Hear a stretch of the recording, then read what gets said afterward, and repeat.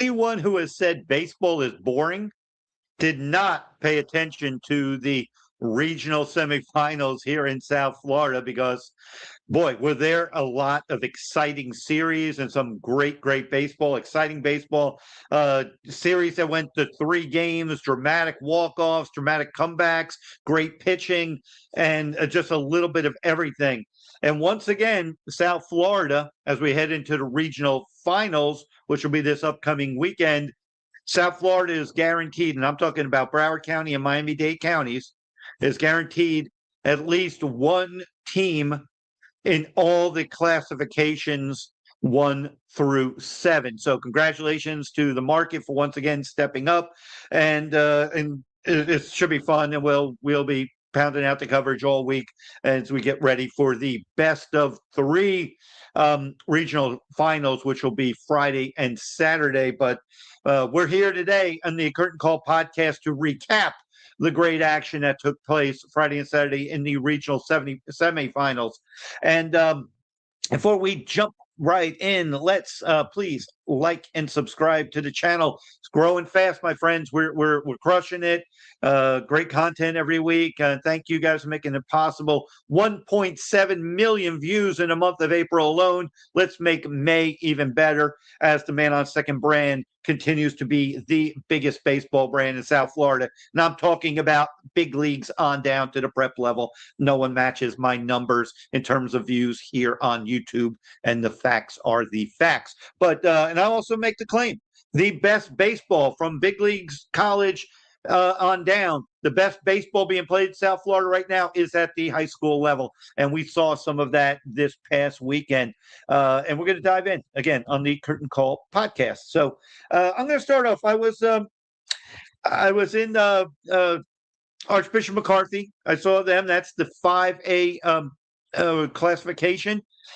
Archbishop McCarthy played Pembroke Pines Charter, and that was a great series, folks. That went the maximum 3 games, and it had a little bit of everything. On Friday night, we had a great pitcher's duel between Dean Jaworski of Pines Charter and Garrett Duffy of Archbishop McCarthy. And that game was decided by 1 run, and only 1 run was scored in the game. And it was scoreless 0-0 up until the top of the 7th. And then Sean Hyven had a terrific at-bat and got an RBI single. That was literally the only run in the game. Dean Jaworski closed it out, went 7 innings. Each team had 4 hits. That just give you a clue of what this game was like. And very competitive game. Dean, like I said, went 7 innings. Garrett Duffy, he went 6+ innings for McCarthy. Like I said, Hyven with the big hit and some really good piece of hitting, because Sean was kind of being beaten on sliders, and he was, just looking for sliders. Then he had some bad swings and misses earlier in the game on him, and then he just kind of stuck with it. He got an elevated fastball and shot it into right field for the game-winning hit, and that set up Saturday, putting McCarthy, the number 2 seed, Charter's number 3 seed in the regional. That made it McCarthy no room for error. They had to win the 2 or it was over. Charter had the benefit of being able to lose game 2, but they had to win game 3. Game 2 was kind of a laugher, though. The Mavericks came out. This game was 9:30, so it was already hot. It was already getting hot. You could tell it was going to be a very interesting game. And Mavericks played obviously with more urgency and came out, won that game big, 11-1. They actually run ruled them. So they run ruled them in 6 innings, because the rules are, and I know a lot of parents were asking about it, 10 runs or more after 5 innings.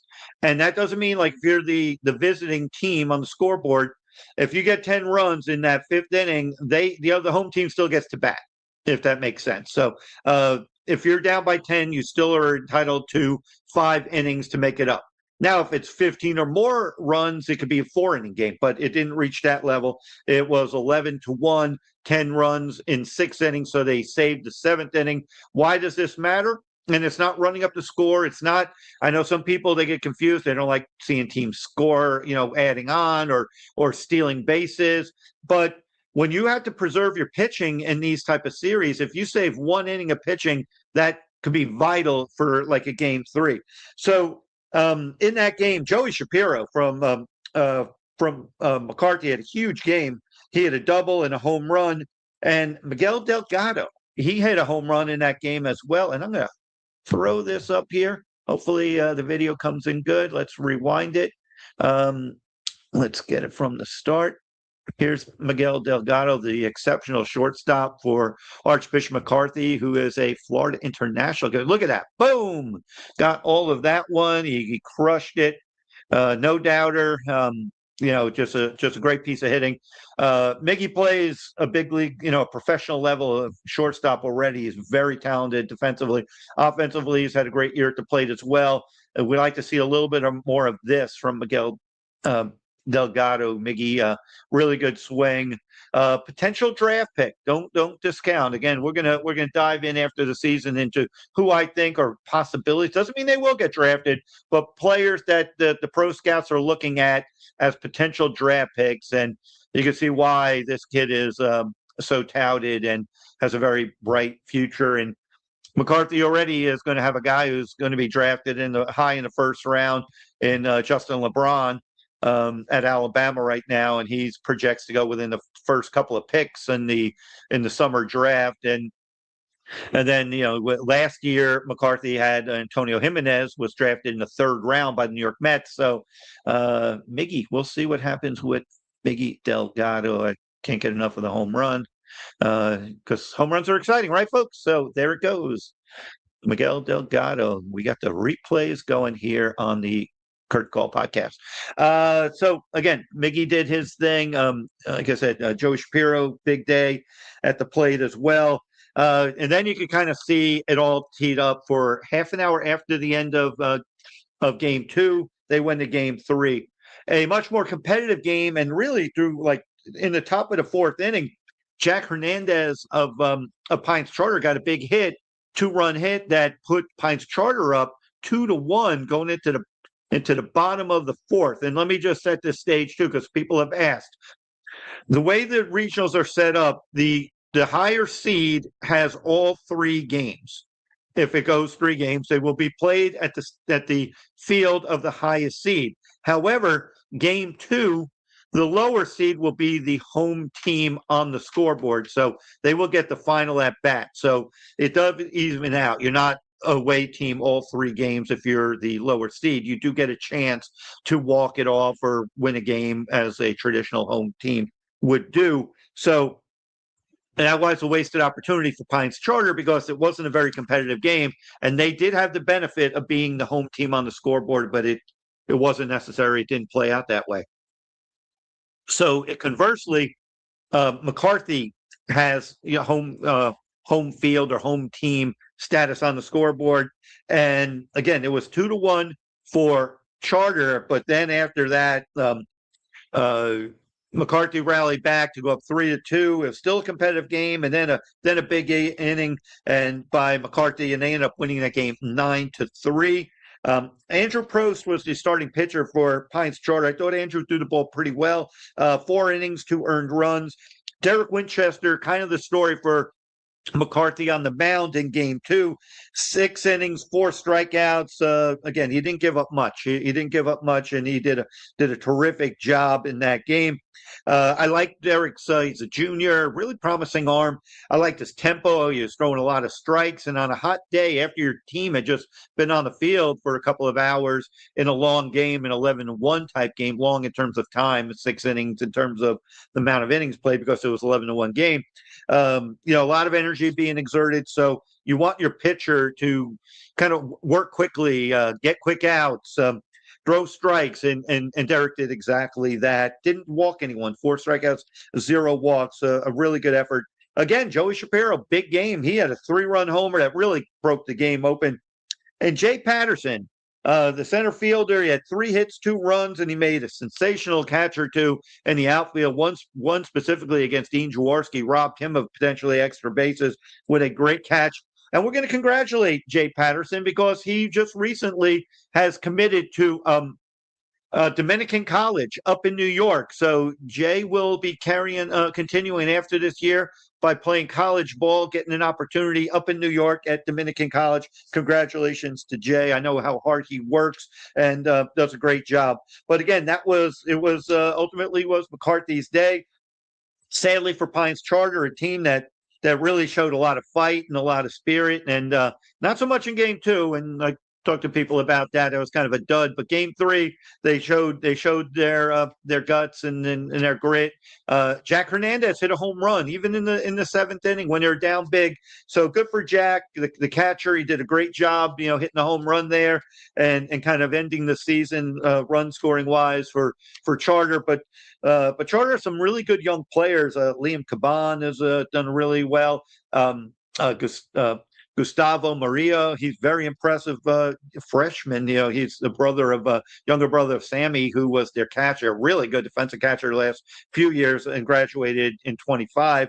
So good things ahead for Pines Charter. They're going to give it their all. They're going to be scrappy, and they got some good arms. I think that Ashton Pardo and Andrew Probst, once Dean leaves after this year, those are two really good young arms to have in your rotation.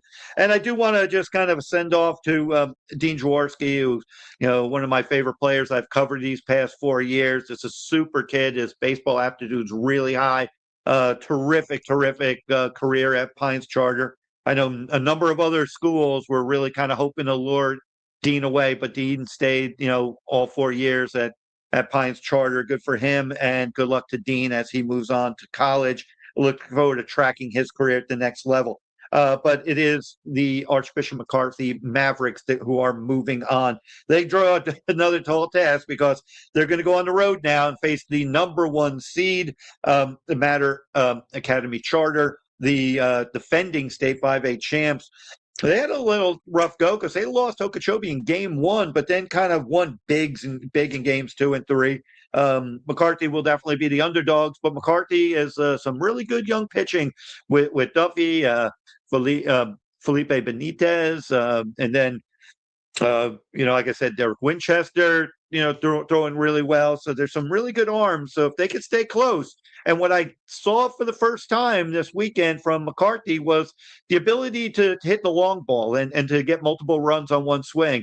Robert Kearns does a terrific job, an excellent player. So they had that balance of veterans as well as young guys. So it should be interesting to see how McCarthy does, moving forward.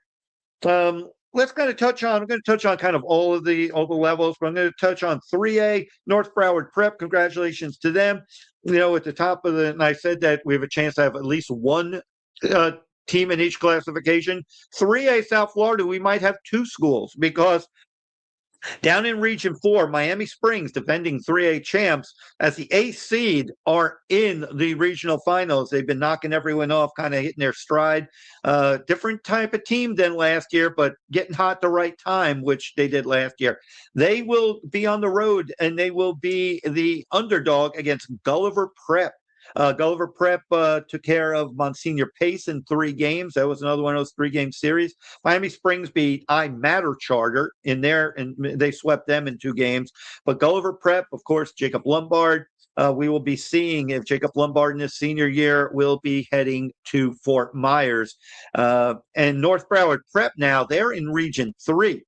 And they beat McKeel Academy from Lakeland, and they won 2 in a row there. And they have a chance, if they win their regional final, to also go. So North Broward Prep, as well as either Springs or Gulliver Prep, we can find 2 teams from Broward and Miami-Dade County representing Division 3, classification 3.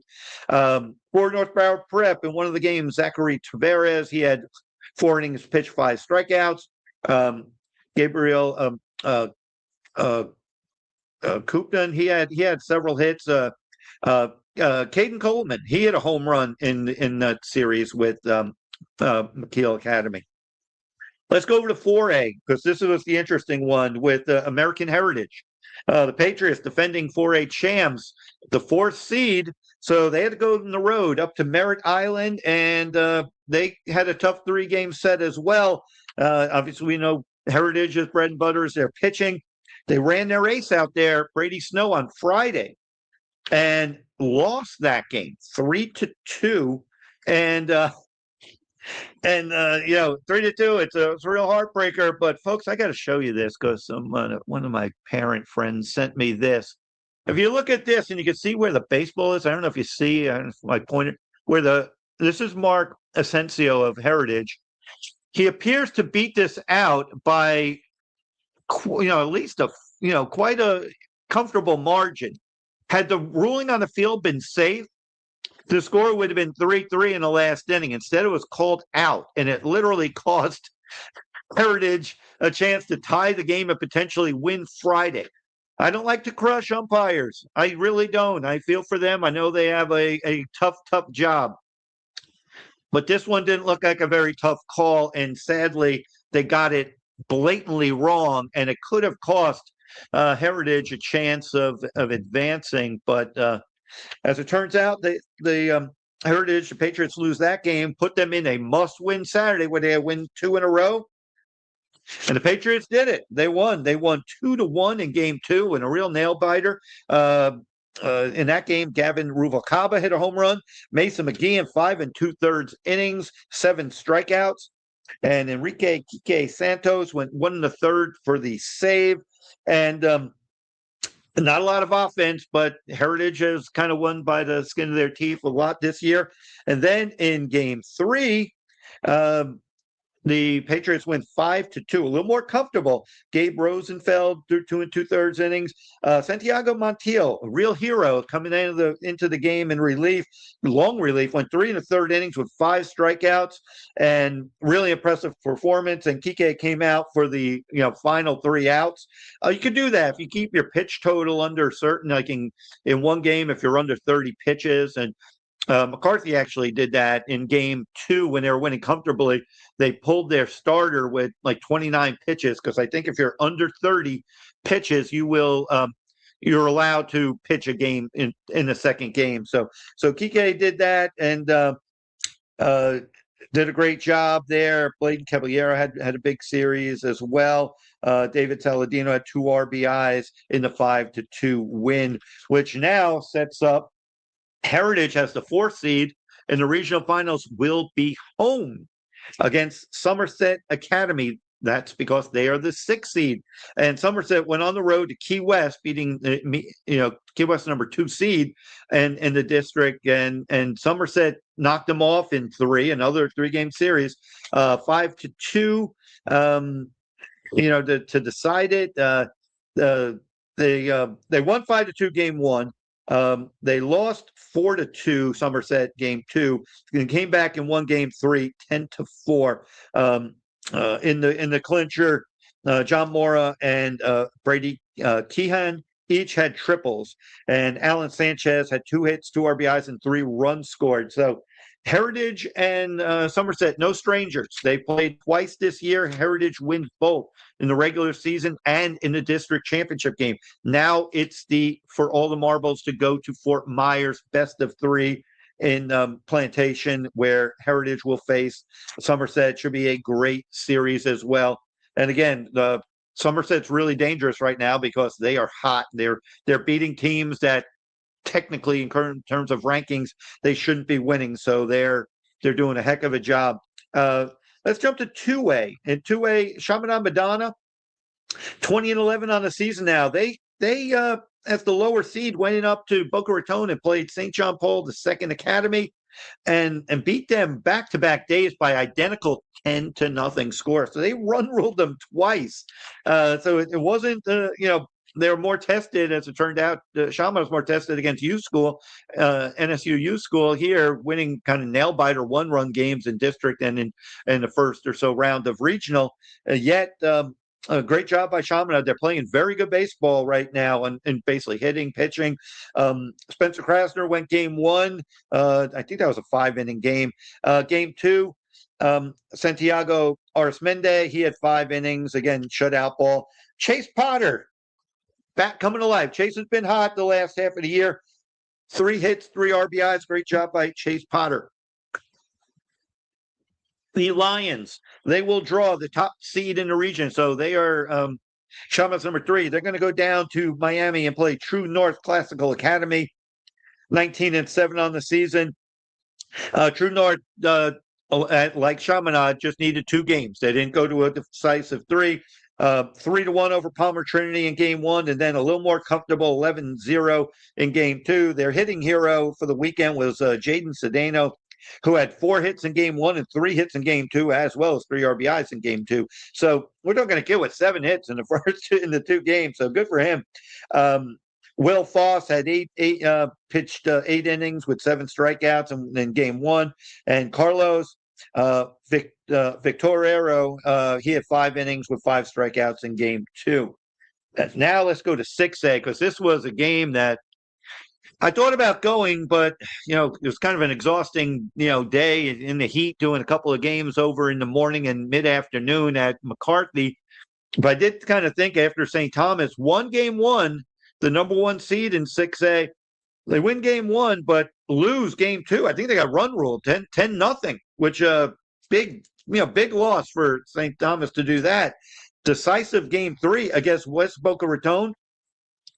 Folks, that was 15-14, and St. Thomas ended up pulling it out. And St. Thomas was really on the ropes because they were down 14-10 in the 6th inning, and they were back again, the home team in game 3. Chip back with 2 runs in the 6th, and they go into the 7th inning down 2 and 14-12, and they end up scoring 3 times with Nico Sabatino. You talk about Mr. Clutch and a guy who's a super, super player. A 1-out, bases loaded. I think it was bases loaded. If not, he got 2 guys in. He had a double. He finished with 2 hits and 5 RBIs, including the walk-off double for Nico Sabatino. My boy, Jaden Doverspike, had 4 hits in that game. Brady Bucksbaum, 3 hits, 3 RBIs. That's the nucleus, those 3 seniors who are, very impactful a year ago when the Raiders won the state title, again, leading the charge. They are going to get a real test against Southridge from Miami. They swept Doral Academy, and Southridge beat Doral in district as well. I did speak about it. I wasn't crazy, and this is no knock on Doral or anyone, but I kind of have an issue when you win your district, because Somerset had the same, Berlin had the same thing with Key West. You beat the team for the district championship, and yet the other team ends up still being a higher seed. And so if you're going to do that, and I get it, strength of schedule, not every season's exactly the same, but there's a metric being used to determine, who the best are. I don't know how they determine strength of schedule exactly. But as it turns out, Southridge still beat Doral even as the visitors. They won that, and they won in that they swept the 2 games there. So I don't know. It just is a rub for me. I don't like that. You beat a team in the district championship, yet you're still beyond. Why play the district then? If I know it's just kind of the thing that I like to get in a soapbox about. Okay, let's take it to 7A, because I know people are probably waiting on that one, and that's where the Thunder is going to be again this weekend. You go 7A. This is the heavyweight division. Let's start with Stoneman Douglas. They took care of Miami Southwest, winning the 2 in a row there to start it, but it wasn't, based on game 1, it was definitely not easy for the Eagles. They win that one 1-0 behind Gio Rojas, striking out 12, I think in 6 innings. I think it was a combined no-hitter for Douglas, but they got 1 measly run. So even throwing a no-hitter, the margin for error, 1 miss, a bad hop, a bad call, a kid loses the ball in the sun or in the lights, or, baseball being baseball, off the end of the bat, a little slow roller that breaks your heart. Kid runs into one, hits a home run. All these things could go wrong for you, but Gio Rojas still gets it done. But whatever Coach Todd Fitzgerald told his players when they went into game 2 on Saturday, it certainly kicked in, because offense was not the issue for Stoneman Douglas in game 2. They won the game 20-4. Jake Rizzo had 4 hits, including a homer and 5 RBIs. So Stoneman Douglas does their part. They hold serve. Everyone expected them to. And now they will host. And this was the series, certainly one of the big series of the weekend, was West Broward going on the road at Columbus. and taking 2 of 3 as the lower seed. Game 1, 7-6 for West Broward. West Broward actually was trailing 6-5 with 2 outs in the 7th inning. They were 1 out away of losing game 1, and Reggie Rodriguez crushes a home run, 2-run homer with 2 outs. Talk about clutch. Talk about drama. That it wasn't a walk off because they still had to get 3 outs in the bottom of the 7th. So, but they held on, and West Broward steals game 1 with an incredible rally, which has to have the Bobcats ultra confident. Well, Saturday morning, it didn't go so well for them because they lost kind of big in game 2. I think it was 10-4. Rafael Diaz of Columbus hit a home run in game 2, setting the stage for game 3 with everything on the line. And I think Columbus led this game about 4-2 or 5-2 or something like that. And West Broward can hit. And West Broward rallies back, wins that game 13-7. AJ Cruz homered. I think Manuel Sarcos hit 3 homers. The box score wasn't updated. It was at least 2, but I think I heard he hit 3 home runs and he had several home runs, throughout the weekend. And Mano is back in a big way. Talk about a team that's energized and pumped up. And now for the 3rd straight year, West Broward will go to Stoneman Douglas, winners of 5 straight state titles. Stoneman Douglas. This West Broward team is built to get to Fort Myers. The question is, will they? So you can expect there's going to be a ton of interest in these 7A regional finals with the pitching, the hitting, everything on the line. It should be a lot of fun. To close it out, we got in 1A Schoolhouse Prep out of Miami. They will face Brito for 1A. So that means, like I said, from 7A down to 1A, there's at least going to be a team from Broward and or Miami-Dade County. Broward is guaranteed at least 2 because you got the Stoneman Douglas West Broward game, one of those teams, so that's an automatic Broward team going to Fort Myers. And secondly, Somerset Academy and American Heritage. So that's at least 2. We'll see what happens with, like I said, you got St. Thomas, Broward against Dade over there. You got Chaminade, Broward against Dade down at True North.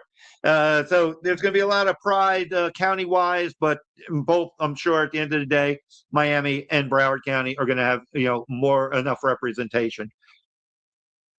Observations before I get out of here. The 3-game set it succeeded in doing what it intended to do. It is testing your depth as a team. It is testing your pitching. And I firmly believe that the reason why that St. Thomas West Boca game was 15-14, I believe that's a byproduct of having to play 3 games within a 24-hour time frame. When you think about it, like a 6 o'clock or 7 o'clock start on a Friday night, and then turning around and playing again at 4 o'clock and 7, or in their case, might have been just a little more than 24 hours, might have been 32 hours, let's say. But you're not expecting like a 4-hour game in high school normally. But what that means is pitchers are on pitch limits. So if your starter on Friday can give you a complete game, it is huge, win or lose. Because, even if you lose, but you don't burn pitching.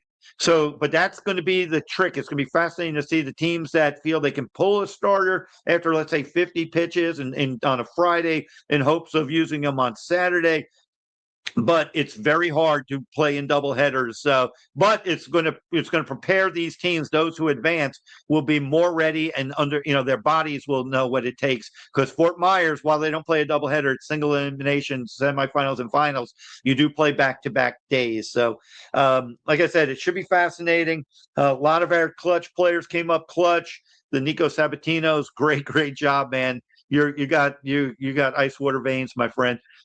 AJ Cruz, man, you crushed the ball, crushed it. You almost hit the ball into the ocean. Just an amazing run there. Obviously, Mano doing his thing. Miggy Delgado doing his thing with home runs. So again, we're seeing everything: the pitching, the hitting, and I can't wait for this upcoming weekend because it should be more of the same. With that, please, everyone, let's give me the old please like and subscribe. And now hype these videos. Thanks everyone for tuning in. We'll have videos up throughout the week, and we will be previewing a few of these series as well. But high school baseball is alive and well in South Florida, and we will catch everybody up in a couple of days. And I will catch everybody at the next video.